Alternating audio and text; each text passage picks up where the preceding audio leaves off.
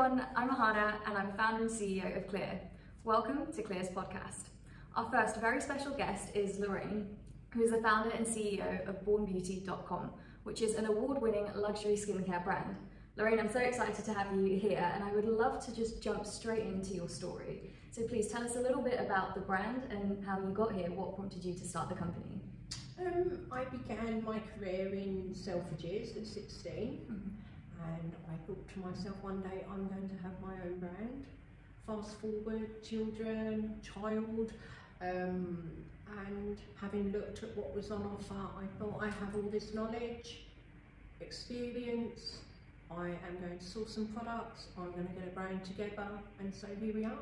Amazing. And when did you start the company? How long has it been going for? The company started in May 2020 during the pandemic, which a lot of people will say, crazy, why did you do that? But it actually gave us quite a lot of time to think through strategies, how we were going to approach, how we were going to use various advertising sources that are now available. So really, it has given us perhaps an extra 2 years to really think about how we project our company. Yeah, and actually during the pandemic, I think the skincare industry grew because suddenly we were all at home, everyone was confronted with their face makeup free, and I think skincare was one of the biggest topics, especially on social media around that time. Did you feel that the pandemic did have sort of a large influence in that sense on the business as well, or was it more sort of the time it allowed you to help develop? I think when we first launched, we done extremely well. We were new and people want new, people want this, people want that. And it was a needy period in people's lives, living through a pandemic. None of us could have really expected it to go on as long as it did. But yes, it was a great eye-opener on many different issues. Yeah. And now coming back to those early days of when you were working in Selfridges, I'd love to learn more about, you know, what were you doing in those days, and did you always know that it would be bornbeauty.com, it would be the types of products that you do now, or how did that really develop? How did you get from sort of working for someone else to actually founding your own company? When I started working for Lancome, I realised that although they had just started a beautiful makeup range, they started with skincare. And to me, skincare and your skin, the biggest organ of the body, is actually the canvas to your beauty, which shines from inside out. What you eat, what you do, your sport, your whole demeanour, what's going on in your mind, all reflects on the skin. So from back then, I thought I love the creams, the textures, what they can do, the wellness side of it, and I always thought, well, one day I am going to somehow have a brand of my own. My mother being of the Bourne and Hollingsworth family, hence the way I've spelt Born Beauty, is totally in tribute to my mum, who was and still is a very glamorous lady. I watched her beauty regimes, the cleansing, the taking off of the makeup regularly, the beautifying in the morning, and so I suppose it was almost a guided path.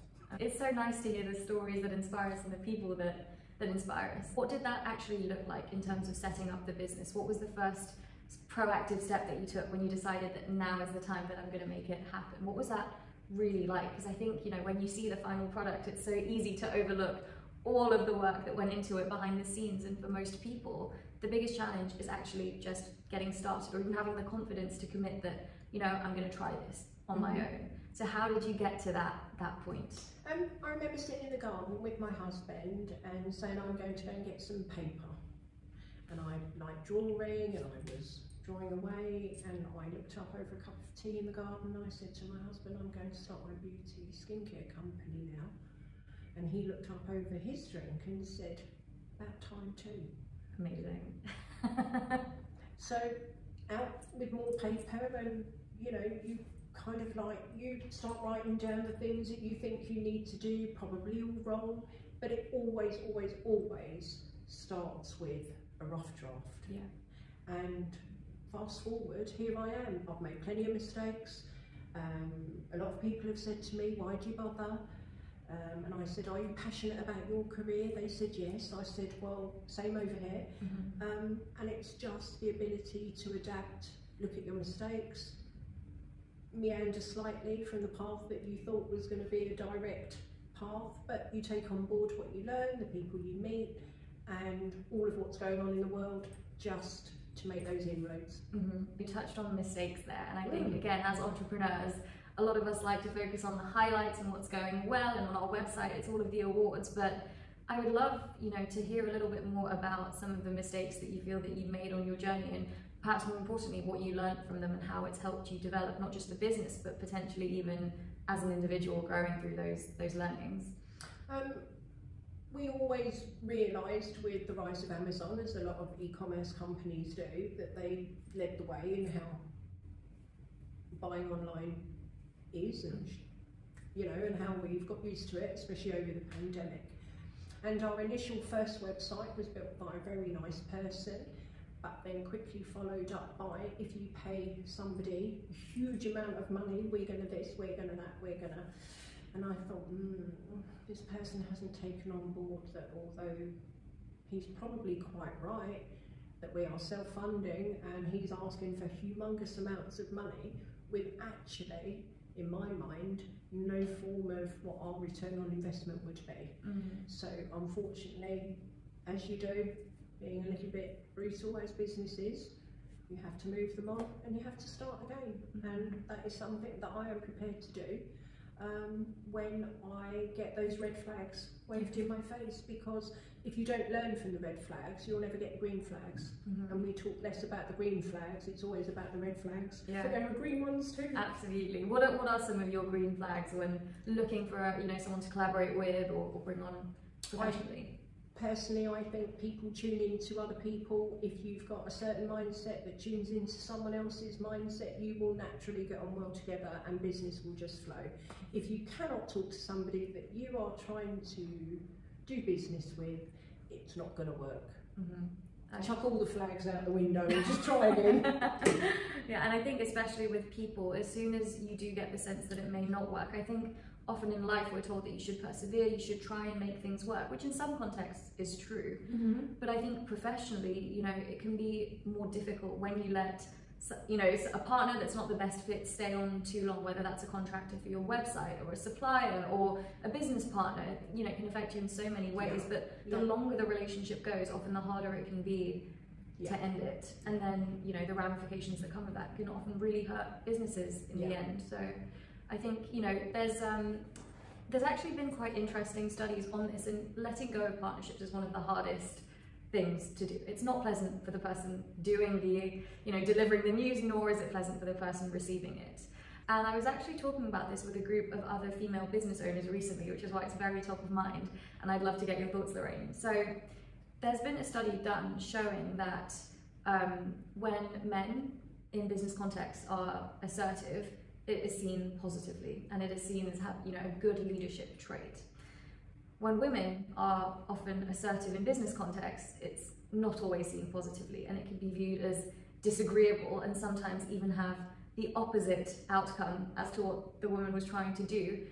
On the flip side, if you don't speak up and, you know, act in the way that is best for the business, that's also not great for the business. And so how do you feel about this? Is this something that you feel you have experienced? Do you think there is a difference that women have to go through, or a difference in the experience that women have when starting companies and dealing with business relationships?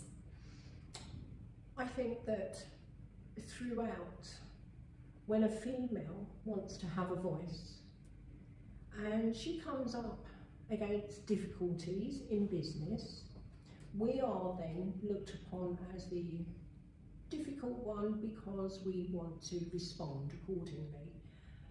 I think, as you've mentioned, a Harlem men, they do admire a strong woman, but not one that's prepared to go head to head with them.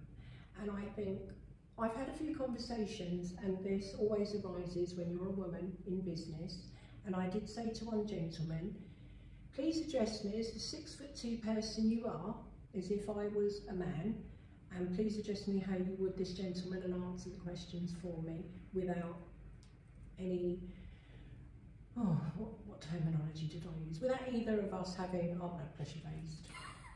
So after a brief sort of I said, I'm going to step out and we'll come back and we'll have a cup of tea or coffee and we'll see if we can do this.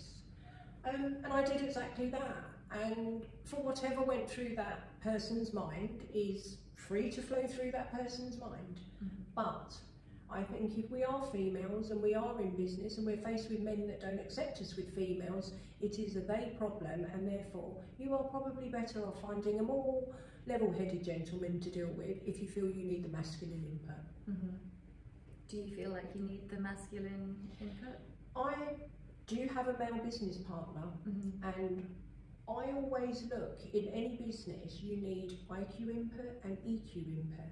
I always feel the female is slightly erred towards more having the EQ, which is good, and sometimes a male will not have the EQ there when it's most needed, not to be too emotionally charged on an issue. I believe male and female can work fantastically together so long as it's the right male and female that are in a business together with the same focus, and there will be a roller coaster because all of us who run companies have still got our outside lives, and they do have an impact. But if you choose carefully and correctly, and you get the red flags and the green flags, and you get on well with this one or that one, you could meet the most unusual person and think, do you know what? I like them. We can do business. I think that's such a great lesson because, you know, you spend so much time working and it's the people ultimately who you're interacting with. So I think that's such a valuable lesson. Something you also touched on there was about how you have a life outside of your business, which I think a lot of business owners forget. Because business, the nature of it is all consuming, especially when you start it from the ground up. So how have you managed that for yourself? How have you tried to keep a separation between Lorraine, the amazing CEO of bornbeauty.com, and Lorraine, the wife, the mother, the person that you are outside of your profession? To start with, terribly. In all honesty, I absolutely didn't have a clue how to differentiate. But then, as you go deeper into the company and you develop the company, you then realise there is a you, and you become self-regulating because you have to self-discipline.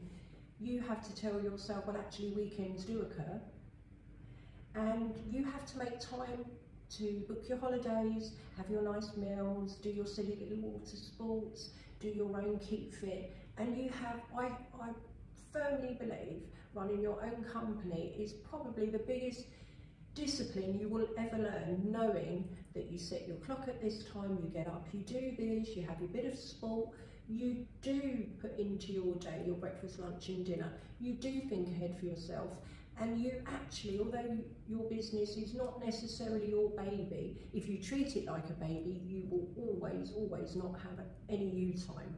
And getting away from it all is actually, I found, one of the best ways to be better at your business, because you step away and then you step back in refreshed. Do you have any tips for aspiring business owners or existing business owners who are struggling with this? How did you get to the point where you felt like you could step away or book that holiday and try and put some separation in place? I think, having previously worked for other people, you know you're entitled to so many weeks a year or whatever. You used to leave at a certain time, you used to start at a certain time. Being self-employed and a CEO and a founder, I think we probably add another 4 or 5 hours onto that easily. But it's finding where you're comfortable at. And that, I think, is the main thing. Giving yourself a week's work, doing your week's work, whether it goes well or not, but always looking forward to the next step, and don't look upon anything as a problem, look upon it as a hurdle with a solution. And I think that's such a great piece of advice for founders, people that are looking to get into business, because I think that's often overlooked. You're so caught up in the business plan and the go-to-market strategy and the profits and the costs and all of that, but actually thinking about you as the person running it is so easy to overlook. So I think that's some really, really great advice. Now, I want to move the discussion a little bit more to the industry that we're in, the industry of beauty. Now, I'm very fortunate to be talking with you as someone who has extensive experience in this industry. So I would love to know what it was like when you started in the space and how you've seen it change in the time that you've been in the industry, what some of those key changes are, and maybe how you feel about them as well. What are the key changes? Well, I don't think there are that many. I think people want to show a face to the world as a happy, beautiful, capable individual. I think the only thing that has changed now is the power of the communications, the apps available, and how the discussions, as opposed to just over the counter, can go forward. But I think the human interaction in the beauty world is a huge must, and it must get better. There must be this over-the-counter feeling and this human-to-human interaction. For all the apps in the world, we need to bring that closer still. I think what one can use on the skin, I used to use vitamin C a long time ago. It was all the rage, then there's this, then there's that. I always think, watch a film, Back to the Future, everything goes full circle. It's just how we use the technology to push out those ideas to new generations. Absolutely, and that's, you know, humans haven't evolved much in the last 20 years, but what has changed is technology. And I think when you, especially when you talked about, you know, we all want to put our best face forward, that's always been the case throughout history. But now we've got Instagram, now we've got TikTok, and we've got filters, and we can put an even better face than our own forward. And I think social media has undeniably had a huge impact on how people view beauty, what the norms are. And so, and you know, with your business as well, your e-commerce, you also sell online, you have your own website. Tell me a bit about the decision to decide to sell online. Was that something that was, you know, a must do? It wasn't even a question that how are we going to do it, or was that a conscious strategic decision for your brand? I think if you are going to long-term be a successful skincare company, you have to have the reach from all angles. And without it, you would be fooling yourself that you didn't need a good influencer, you didn't need to have a website, because the seasons change. People love going out between May and October. As soon as the weather turns bad, we'll jump back on the internet. It is a natural human way that if it's cold outside, well, you don't need to go outside unless you have to. You want to stay warm and cosy. So I think having influencers, being in stores, being on the internet, it's all part of how business works now, and also how you get known. I think you can't have one without the other. It goes without saying.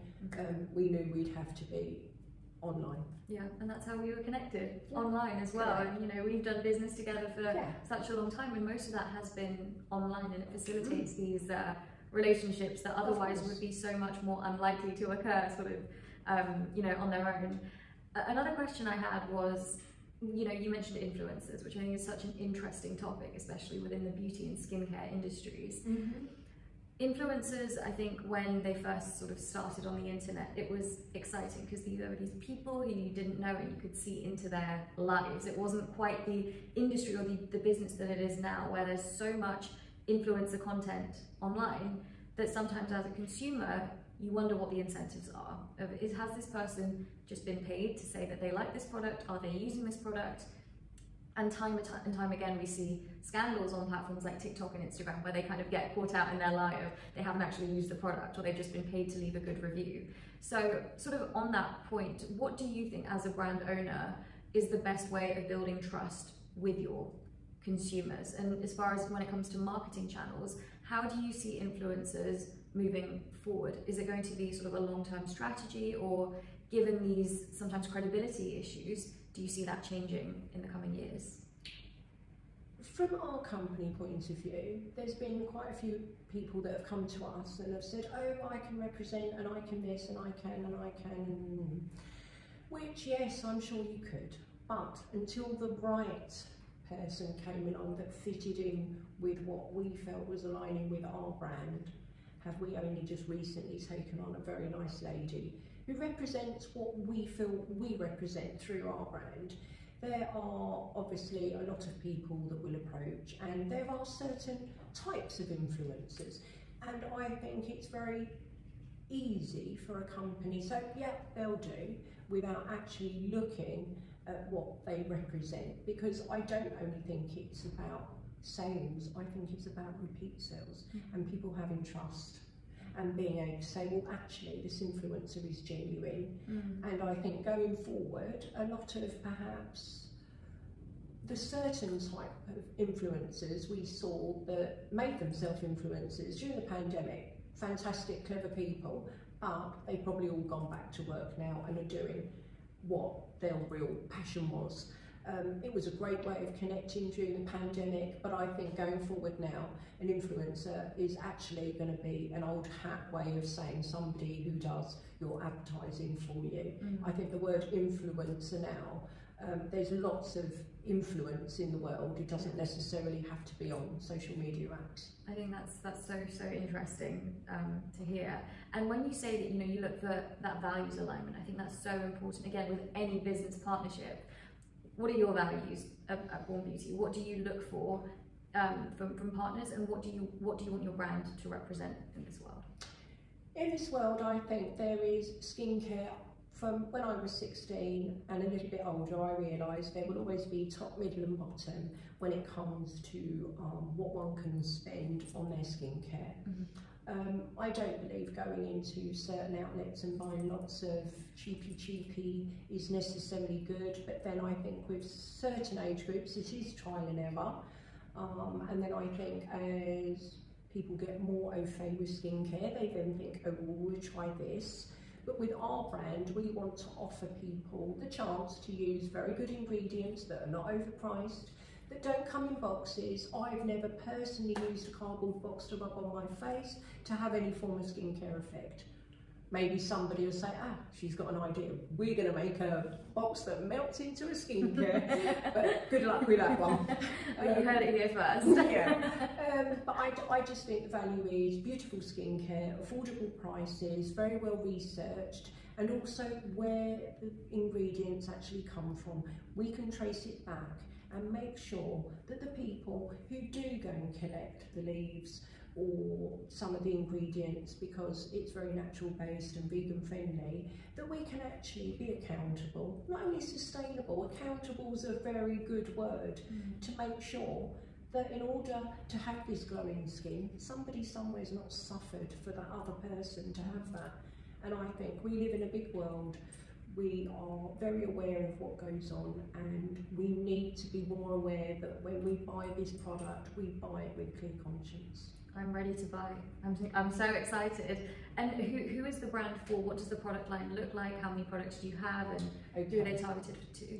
We've got 3 lines. We've got the Verdant line, we've got the Elite line.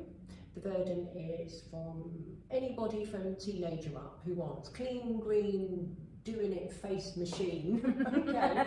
Then we've got need an influencer, Lorraine. You're the best saleswoman. And then we've got the Elite range. That's for the slightly more mature lady that wants really effective skincare. And then we do have a multitasking range which is suitable for pregnant ladies.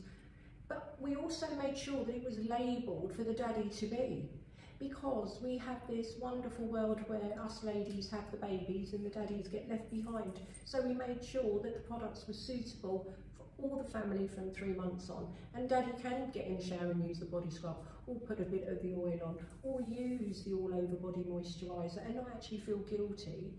And this is very London sort of word, nicking his wife's pregnancy skincare. Well, you know, the man helped, I'm sure. Oh, that's brilliant.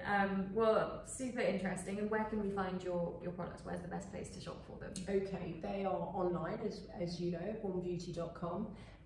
We are working our way through the stores, trying to find one in London that is going to take our products, and believe in us, and trust me, you can. They are available in Jarrold's in Norwich at the moment, because I've relocated to Norfolk, where I live now. So yes, we're getting there, slowly but surely, but I prefer slowly as opposed to too quickly. Sustainably. Yes. Thank you so much for that, Lorraine. Super interesting. We're now going to switch the pace a little bit and go for a quick fire round. Are you ready? Ready. Okay, we've got 5 questions. The first is, what's your favourite skincare tip? Don't think just because you've got oily skin, you don't need an oil. Similar question, what is the biggest skincare myth that you often hear, or bad advice that's pretty common? What recently annoyed me is double cleansing. What is that about? Cleanse correctly. Don't use twice as much product just to make skincare companies sell you more. I'm suddenly rethinking my skincare routine. What is one thing about the skincare industry that you wish the general public, people that don't know much about the industry, did know? Where the ingredients come from. And would you say, I know this is meant to be quick fire, do you think people would be pleasantly surprised or not pleasantly surprised? Depends who they're buying their products from. And we'll leave it there. What's the most memorable moment from your journey with your brand so far? I think standing up for myself, being a female in business, but there we are. And last but not least, what's your most favourite skincare product that you've ever used? I have to say, many moons ago when I worked for Lancome, there was a product called Matter. I don't think it's made anymore, but it's certainly very good. Well, I hope to see Born Beauty's take on it in the coming years. Lorraine, thank you so much for your time.